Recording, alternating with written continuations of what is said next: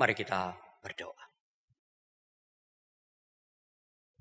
Tuhan, kami memohon pimpinan Roh Kudus untuk menolong kami memahami apa yang Tuhan hendak sampaikan kepada kami pada hari ini.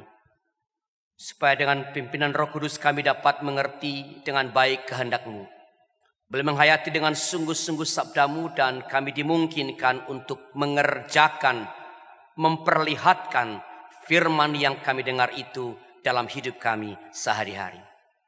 Pakailah para hamba-Mu yang akan baca Alkitab, yang melantunkan Mazmur, yang memberitakan firman-Mu menjadi Allah dalam tangan Tuhan. Supaya melalui yang mereka kerjakan, Tuhan sendiri yang menyapa setiap dan semua umat-Mu yang merindukan kehendak-Mu. Dalam nama Tuhan kami, Yesus Kristus. Amin.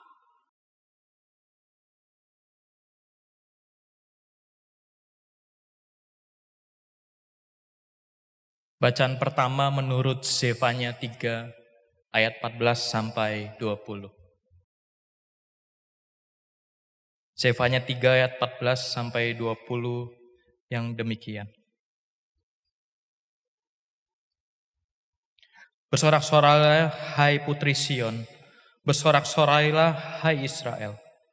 Bersukacitalah dan bersukarialah dengan segenap hati hai putri Yerusalem. Tuhan telah menyingkirkan hukumanmu, Ia telah mengenyahkan musuhmu. Tuhan Raja Israel ada di tengah-tengahmu. Engkau tidak akan takut lagi pada malapetaka.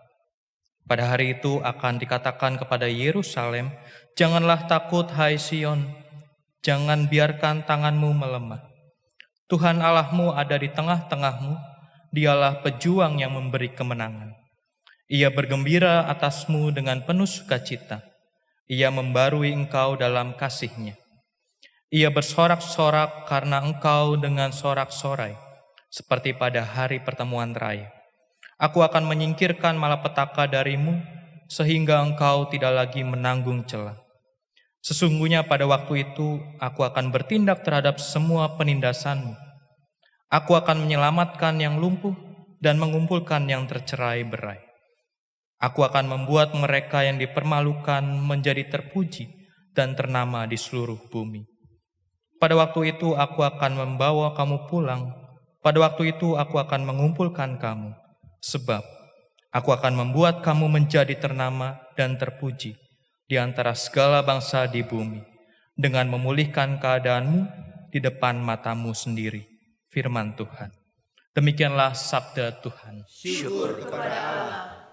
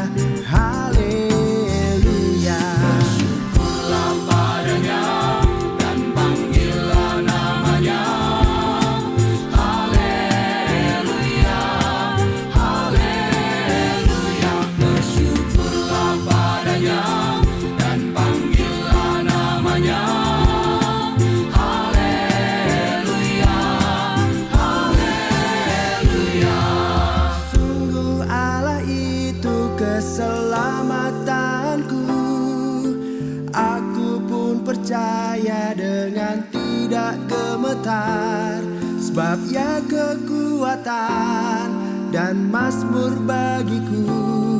Ia sudah menjadi keselamatanku. Bersyukurlah padanya dan panggillah namanya. Haleluya, haleluya. Bersyukurlah padanya dan panggillah namanya. Haleluya, haleluya. Maka air akan kau timba dengan girang, dari mata air ke keselamatan baka. Dan pada waktunya kau akan berkata, bersyukur padanya, panggil nama Tuhan. Bersyukurlah padanya dan panggillah namanya. Haleluya, haleluya. Bersyukurlah padanya dan panggillah namanya. Haleluya, haleluya. Mari bersyukur dan panggil nama Tuhan, dan beritakan karyanya di antara bangsa. Masyurkan namanya, tinggikanlah dia, bermazmur bagi dia, karena mulia karyanya. Bersyukurlah padanya dan panggillah namanya. Haleluya, haleluya. Bersyukurlah padanya dan panggillah namanya.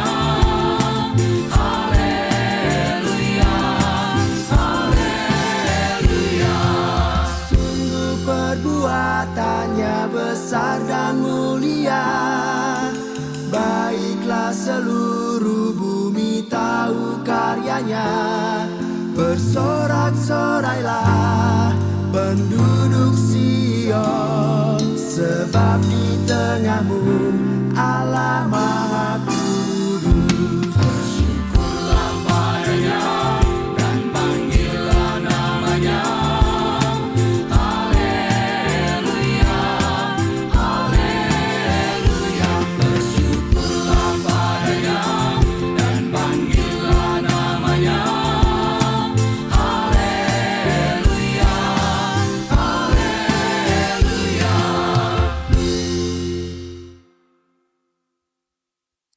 Bacaan kedua menurut Filipi 4 ayat 4 sampai 7. Filipi 4 ayat 4 sampai 7 yang demikian.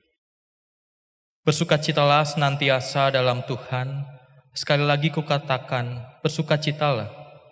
Hendaklah kebaikan hatimu diketahui semua orang. Tuhan sudah dekat.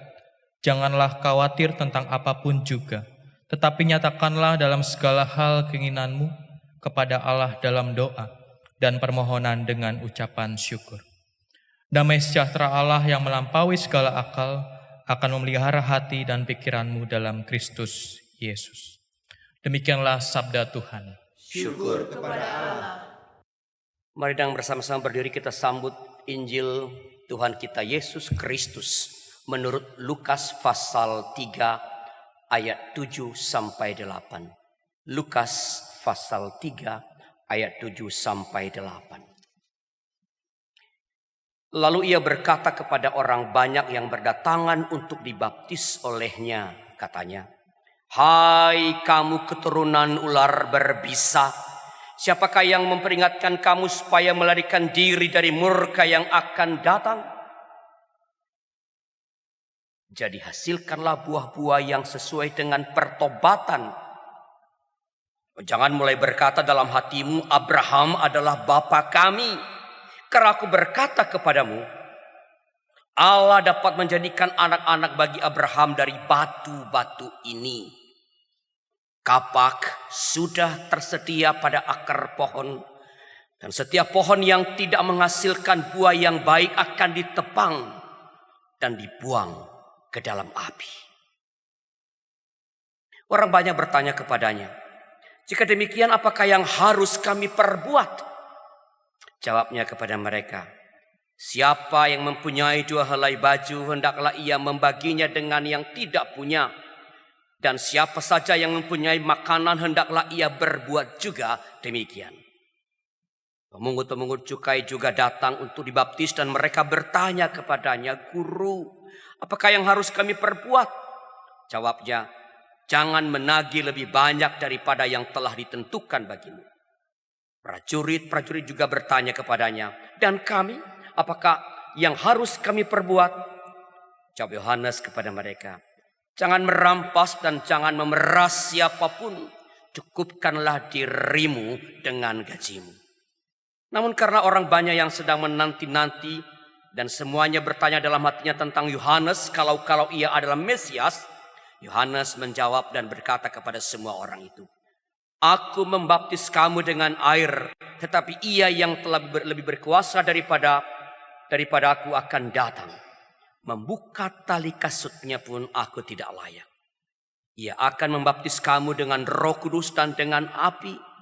Alat penampi sudah di tangannya untuk membersihkan tempat mengirikannya dan untuk mengumpulkan gandum ke dalam lumbungnya. Tetapi sekam akan dibakarnya dalam api yang tidak terpadamkan." Dengan banyak nasihat lain, Yohanes memberitakan kabar baik kepada orang banyak. Demikianlah Injil Tuhan kita Yesus, yang berbahagia adalah mereka yang mendengar firman Allah dan yang memeliharanya. Maranatha.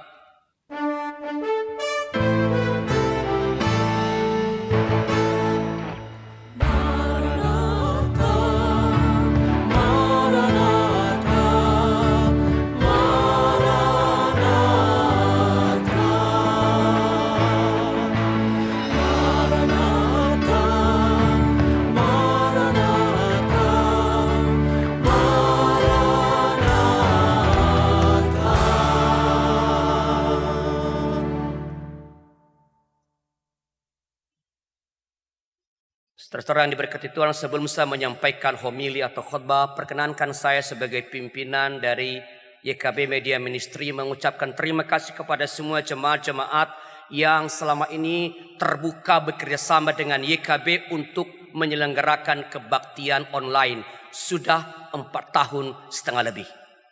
Bulan Januari nanti kami menghentikan siaran ini. Terima kasih atas dukungan semua jemaat-jemaat, juga para musisi gereja, ya, bagi yang ada di sini pada hari maupun yang selama ini bersama-sama tapi sudah tidak bersama-sama lagi dengan kami, para penyanyi-penyanyi dan semua orang yang terlibat mendukung memungkinkan kebaktian online melalui YKB GKI TV ini dapat terselenggara. Tuhan memberkati seluruh pelayanan kita. Nah, saudara-saudara, menjadi orang beragama dengan segala ritualnya yang macam-macam itu tidak cukup untuk menjadi modal dalam menyongsong Natal, apalagi menyiapkan diri menanti kedatangan Tuhan. Dengarkanlah Yohanes, dia berkata, "Hai kamu keturunan ular berbisa." Kalau terjemahan TB1, ular beludak. "Hai kamu keturunan ular berbisa, siapakah yang memperingatkan kamu supaya melarikan diri dari murka yang akan datang?" Ini pertanyaan sugestif. Jawabannya, engkau tidak bisa lari. Engkau tidak bisa kemana-mana, murka itu akan datang kecuali engkau mengerjakan sesuatu yang lain, menyambut sesuatu yang Allah tawarkan kepadamu. Maka Yohanes melanjutkan, "Jadi hasilkanlah buah-buah yang sesuai dengan pertobatan." Ritual keagamaan tanpa pertobatan, perubahan hidup, jalan hidup yang tak sesuai dengan kehendak Allah, itu tidak akan menghindarkan siapapun dari murka yang akan datang. Yohanes mengatakan, hasilkanlah buah-buah yang sesuai dengan pertobatan. Jangan mulai berkata dalam hatimu, Abraham adalah bapa kami. Atau kalau kita sekarang, kami adalah orang Kristen, aku telah dibaptiskan. Jangan berpikir seperti itu, kata Yohanes. Sebab Allah dapat menjadikan anak-anak bagi Abraham dari batu-batu ini. Pertanyaannya adalah, apakah buah atau tanda dari pertobatan itu? Sebenarnya ada dalam bacaan kita ini minimal ada 4 tandanya, tapi kali ini saya akan menyinggung 2 saja. Yang pertama adalah kegembiraan dalam menjalani hidup. Bacaan pertama dan bacaan kedua menyerukan hal ini dengan sangat jelas. Nabi Zefanya menyerukan kepada orang Israel yang ada di pembuangan untuk bergembira. Saya kutipkan. Zefanya 3, 14, 15. Bersorak-soraklah hai putri Sion. Bersorak-soraklah hai Israel. Bersukacitalah dan bersukarialah dengan segenap hati. Hai putri Yerusalem. Sampai 4 kali seruan yang kurang lebih sama. Bersorak-soraklah, bersorak-sorai, bersukacita, bersukaria. Mengapa? Tuhan telah menyingkirkan hukumanmu. Ia telah mengenyahkan musuhmu. Tuhan, Raja Israel, ada di tengah-tengahmu. Ada di tengah-tengahmu bersama-sama dengan engkau. Engkau tidak akan takut lagi pada malapetaka. Kalau Allah dan karena Allah ada di tengah-tengah kita, di tengah-tengah umat, apalagi yang perlu ditakutkan? Maka bergembiralah, bersukacitalah dalam menjalani keseharianmu. Dalam bacaan kedua, Paulus menyerukan hal yang sama kepada umat di Filipi. Paulus menyatakan begini. Bersukacitalah senantiasa dalam Tuhan. Sekali lagi kukatakan, bersukacitalah. Hendaklah kebaikan hatimu diketahui semua orang. Tuhan sudah dekat. Orang yang ada dalam penjara, yang lagi berada dalam penjara yang bagaikan seorang penjahat walaupun dia bukan penjahat, mengatakan bersukacitalah. Kalau dalam penjara saja seseorang bisa mengatakan bersukacitalah, maka dalam keseharian kita yang tidak dibelenggu, yang tidak dibatasi oleh tembok-tembok apapun, yang tak dirantai tangan kakinya, tentu harus mengekspresikan kegembiraan ini. Bersukacitalah. Saudara-saudara, menjalani hidup dalam kegembiraan ini sangat penting. Sebab persoalan hidup atau beban hidup sering membuat kita kehilangan kegembiraan dalam menjalani keseharian kita. Tidak dapat pekerjaan, bisnis tidak jalan, ditinggal pacar, dikhianati oleh orang tercinta. Pengalaman-pengalaman yang tak menyenangkan semacam ini mudah membuat kita kehilangan kegembiraan. Hidup yang semestinya penuh dengan sukacita sebagai tanda bahwa kita telah bertobat, telah mengalami keselamatan itu, berubah menjadi sedih, duka. Apa yang bisa didapatkan oleh kita dan dunia kalau yang kita perlihatkan adalah kesedihan atau kedukaan? Ketika persoalan atau apapun yang kita alami dalam hidup ini berhasil merampas kegembiraan kita,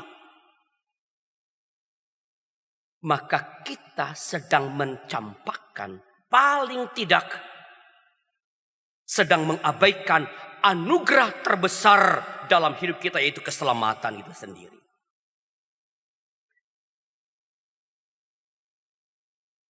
Karena itu kita tidak boleh menggantungkan kegembiraan kita pada apa yang kita alami atau yang tidak kita alami, pada apa yang kita miliki atau yang tidak kita miliki. Jangan menggantungkan kegembiraanmu terhadap atau pada hal-hal semacam itu. Kalau ini yang terjadi, maka kita sedang menyerahkan kendali hidup kita kepada pihak lain, pada orang lain, pada pengalaman atau peristiwa-peristiwa tertentu. Padahal kendali atas hidup kita mestinya hanya kita boleh serahkan kepada Tuhan. Tuhan telah memberikan alasan yang paling asas, yang paling penting dan utama untuk bergembira menjalani hidup ini, yaitu apa? keselamatan. Keselamatan, pembebasan. Nabi Zakaria menyatakan, Tuhan telah mengenyahkan musuh-musuh kita. Maka jalanilah hidup dengan bersukacita. Jangan biarkan apapun atau siapapun merampas kegembiraan yang telah Tuhan berikan dalam hidupmu. Ketika mengalami atau berjumpa dengan hal-hal tertentu atau orang-orang yang menjengkelkan,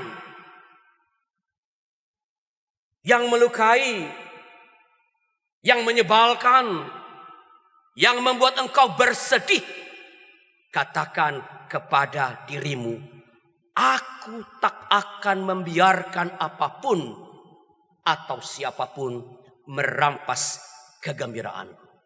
Aku tak akan membiarkan apapun atau siapapun merampas kegembiraanku.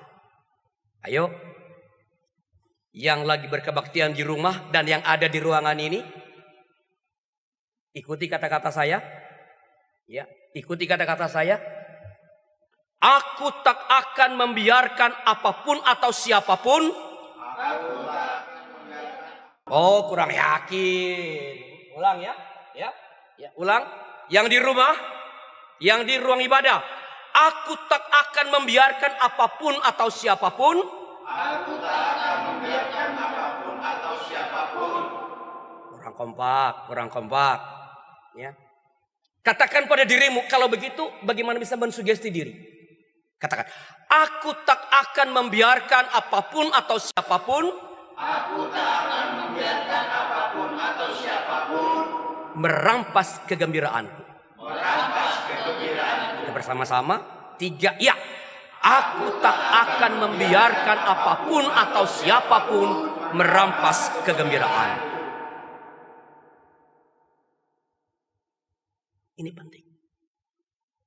Jangan biarkan siapapun, jangan biarkan apapun merampas kegembiraan kita. Namun kita tidak boleh berhenti pada menikmati kegembiraan, apalagi menikmati kegembiraan itu seorang diri. Rasul Paulus menasihatkan, hendaklah kebaikan hatimu dikenal semua orang. Tuhan sudah dekat. Bagaimana agar kebaikan hati kita dikenal oleh semua orang? Jawabnya simple, sederhana. Berbagilah. Berbagilah. Rasul Yohanes menyatakan, siapa yang mempunyai 2 helai baju, hendaklah ia membaginya dengan yang tidak punya. Dan siapa yang mempunyai makanan, hendaklah ia berbuat juga demikian. Jadi, sederhana bukan? Supaya kebaikan hati kita diketahui semua orang, sangat simpel. Berbagilah. Berbagilah. Berbagilah dengan sesama. Inilah pesan penting kedua di minggu Advent ketiga ini.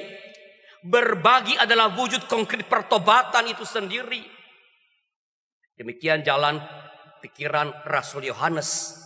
Kalau kita sungguh-sungguh telah bertobat dan keselamatan telah kita alami, telah kita rasakan, maka kesediaan berbagi itu akan dengan sendirinya muncul dari dalam diri kita. Saya ulangi. Kalau kita sungguh-sungguh telah bertobat dan keselamatan dari Allah itu telah kita alami dan rasakan, maka kesediaan berbagi itu tanpa disuruh, tanpa diperintah, tanpa diajak-ajak, tanpa didorong-dorong, akan dengan sendirinya muncul dari dalam diri kita. Jadi barangkali ada yang hendak mengatakan, Pak, saya nggak punya baju yang lebih, makanan saya pun tidak lebih, hidup saya udah pas-pasan, Pak. Ya, boro-boro lebih, pas-pasan, bahkan kadang-kadang kurang. Atau, Pak, saya tinggal di tempat orang-orang udah punya semua, Pak. Yang mereka punya lebih banyak dari yang saya punya. Apa yang saya punya nggak berarti apa-apa dibandingkan dengan yang mereka punya. Jangan khawatir saudaraku. Sebab kata kunci dari perintah berbagi ini bukan baju atau pakaian. Bukan baju atau pakaian yang menjadi kata kunci, melainkan mempunyai. Siapa mempunyai 2 helai baju, hendaklah ia berbagi.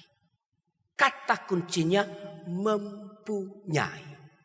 Bukan soal baju atau makanan, bukan soal benda-benda, bukan soal harta atau apapun yang lain, tapi kata kuncinya mempunyai. Setiap orang pasti memiliki sesuatu, mempunyai sesuatu yang dapat dibagikan kepada orang lain. Gak mungkin seseorang tidak punya apa-apa. Waktu kami berjalan-jalan, bukan jalan, mengunjungi beberapa sinode di Sumatera Utara beberapa bulan lalu. Lalu setelah sebuah sinode itu ada seorang Pak Evorus yang mengatakan berkali-kali kepada kami, aduh Pak Pendeta, kalau gereja kami kecil berbeda dengan GKI. Yang besar, yang banyak potensinya, kami kecil. Dan memang pada kenyataannya kalau dilihat itu gereja yang sinodenya kecil. Tapi sambil ia bercerita, lalu kami mendengarkan sebuah cerita yang menakjubkan. Dia mengatakan, ya kami di sini Bapak Pendeta punya sebuah pelayanan sederhana, yaitu memproduksi wine untuk perjamuan kudus dengan memberiakan kaum difabel. Dan saya terkejut. Saya katakan, itu bukan kecil. Kami tidak punya itu. Kami belum punya gerakan yang cukup terstruktur untuk pemberdayaan difabel. Apalagi menghasilkan wine perjamuan kudus. Setiap orang, siapapun pasti punya sesuatu untuk dibagikan. Maka mari periksa apa yang kita miliki yang dapat kita bagikan kepada sesama. Paling tidak kalau kita mulai lihat diri kita, nggak usah lihat dulu yang ada di bank, yang ada di rumah, yang ada di bawah bantal, nggak usah. Lihat diri kita. Kita punya telinga. Kita punya keahlian tertentu. Ini tadi orang-orang di sini, belah kiri saya ini punya main musik. Sudah punya kan? Ya. Kita punya hal-hal lain dalam diri kita. Bukan di luar, di dalam diri kita. Lalu amatilah siapa yang memerlukan apa yang kita punya itu. Dan percayalah, pasti ada yang memerlukannya. Jadi Rinto, kamu punya keterampilan main gitar. Pasti ada orang yang mungkin lagi galau hatinya, yang lagi resah hatinya, ingin mendengarkan petikan gitarmu. Atau permainan pianomu, Erika. Pasti ada. Kau punya telinga, lihat sekelilingmu. Pasti ada orang utamanya, misalnya para senior, orang-orang lanjut usia. Mereka butuh telinga. Pernah memperhatikan? Ya. Dulu ketika saya masih jemaat, kalau mengunjungi para senior ini, lanjut usia ini, itu nggak boleh pulang sebelum 1 jam. Dan mereka bicara terus, kadang-kadang mengulang-ulang yang tadi mereka katakan. Mereka memerlukan telinga kita. Para senior yang berusia lanjut ini membutuhkan telinga untuk mendengarkan cerita, kisah mereka yang mungkin berulang-ulang dan kadang-kadang memang harus kita katakan membosankan. Tapi itulah berbagi. Berbagi telinga untuk mendengarkan, sekadar mendengarkan mereka. Ada orang yang frustrasi dengan pelayanan di gereja, dengan pekerjaannya atau usahanya, yang butuh sahabat yang menyemangati. Cuman mungkin menepuk pundaknya. Ayo bro, kamu pasti bisa. Gua bisa bantu apa? Kita punya sesuatu untuk kita bagikan kepada yang lain. Mendengarkan cerita orang-orang lanjut usia dengan sabar, menjadi sahabat yang menyemangati bagi orang-orang yang sesama yang kehilangan gairah hidup adalah tanda pertobatan. Karena itu adalah berbagi dengan mereka yang memerlukan. Karena itu, sementara kita asyik makan, minum, dan berbelanja, kita mesti mengingat dengan sesama yang tak seberuntung kita. Sesama yang lapar, yang kekurangan pakaian, yang kekurangan makanan. Sementara kita dengan penuh gairah berkunjung kemana saja dan berbicara dengan siapa saja, kita perlu mengingat para lanjut usia yang kesepian, yang membutuhkan orang yang mau mendengarkan kisah mereka dan mau berbagi waktu dan telinga dengan mereka. Sementara kita menikmati pelayanan, karir, profesi, usaha kita yang mungkin semakin berkembang dengan gemilang, kita perlu mengingat sesama yang frustrasi dan memerlukan sahabat yang memberi semangat. Dan lakukanlah itu semua dengan sukacita, dengan gembira. Saudara-saudara, menjadi orang beragama dengan segala ritualnya tidak cukup sebagai modal menyongsong Natal, apalagi dalam menyiapkan diri menantikan kedatangan Tuhan. Keberagamaan mesti disertai dengan pertobatan yang mewujud dalam kegembiraan dalam menjalani hidup sehari-hari dan kesediaan berbagi dengan sesama. Tuhan pasti menolong kita. Saat teduh bagi kita.